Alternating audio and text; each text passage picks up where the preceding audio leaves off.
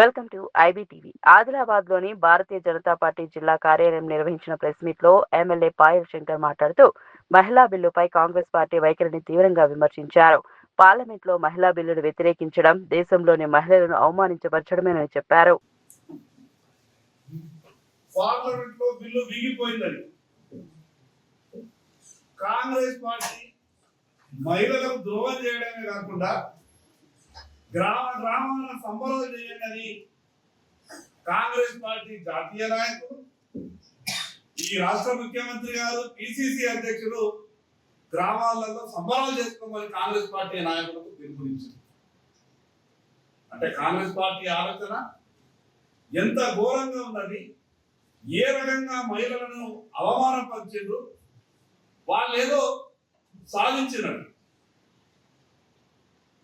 Parliament లో మహిళా బిల్లుకు వ్యతిరేకంగా ఓటేసినటువంటి కాంగ్రెస్ పార్టీ ఈ దేశ మహిళలకు క్షమాపణ చెప్పాల్సింది పోయి సంబరాలలో మునిగి తేలిండ్రు, పటాకాలు వెతుకున్నారు అంటే కాంగ్రెస్ పార్టీ మహిళలకు ఏ రకంగా మోసం చేసిందో మరొక వితండవాదాన్ని ఈ రాష్ట్ర కాంగ్రెస్ పార్టీ నాయకులు మాట్లాడే ప్రయత్నం చేస్తారు.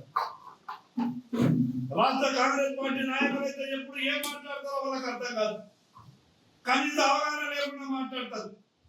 ఈ రాష్ట్ర ముఖ్యమంత్రి గారు మాట్లాడతారు, సంపాదన ఎక్కడ ఎక్కువ వస్తుంది ఆ ఏరియాలో సీట్లు ఎక్కువ ఇవ్వాలి, ఓట్లు ఎక్కువ ఇవ్వాలని రాష్ట్ర ముఖ్యమంత్రి గారు ప్రపంచంలో ఎక్కడ లేనటువంటి ఒక ఫార్ములా అందిస్తుంది. అంటే వాళ్ళ లెక్క ప్రకారం ఈరోజు అంబానీ కుటుంబానికి, ఆదాని కుటుంబానికి మంచిగా ఒక 10 కోట్ల ఓట్లు ఇవ్వబడుతుంది లెక్క ప్రకారం.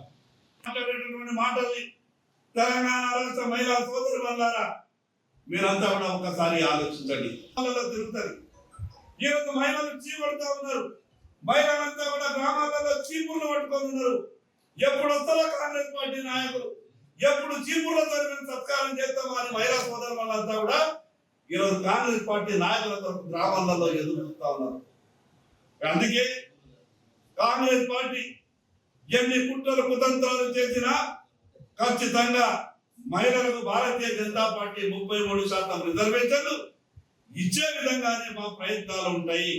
రకమైనటువంటి ఆలోచన లేకుండా మంచి బిల్లులు తీసుకొచ్చినప్పుడు పార్లమెంట్ లో మద్దతు ఇచ్చే విధంగా బుద్ధి రావాలి వాళ్ళకని ఈ సందర్భంగా కాంగ్రెస్ పార్టీ నాయకులు చెప్పారు. పార్లమెంట్ లో చేసిందో మరి మహిళల కోసం భారతీయ జనతా పార్టీ ఏ విధంగా పాటుపడుతుందని తెలియజెప్పడానికి సంగారెడ్డి జిల్లాకి ఇచ్చేసినటువంటి మన పాయల్ శంకర్ అన్న మరి డిప్యూటీ ఫ్లోర్ లీడర్ గారికి, మరి అదేవిధంగా సంగప్పన్న గారికి, మరి అదేవిధంగా మన గారికి, మహిళా మోర్చా